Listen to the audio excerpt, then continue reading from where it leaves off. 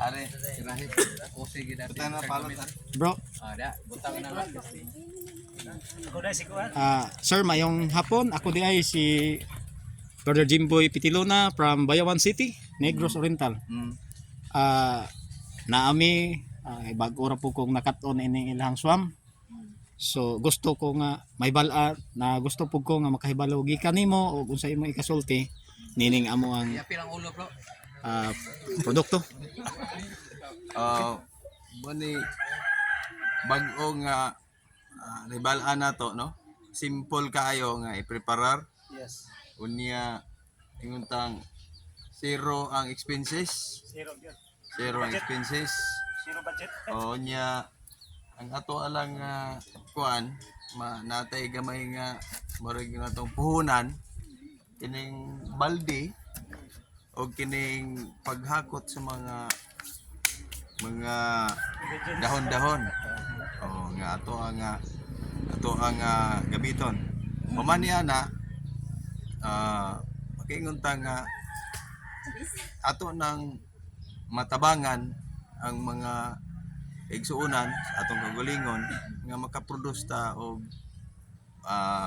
ingatang mga pagkaon nga minus ang gastos. Unya gawas nga minus ang gastos kanang organic Okay. og fresco nga gikan gud sa ato ang tanom, ang harvest.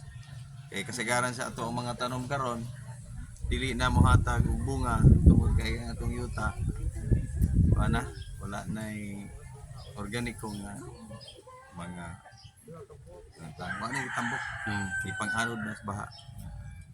Yeah sir, napay akong dugang. Pwede ba ta nga mo inganyo sa nagtan-aw na to ron sa gitanaw nining maong Makakita ning live.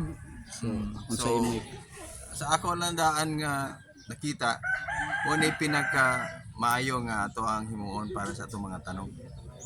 Kay sayon nga preparahon o wala gi halos zero ang atong gastos.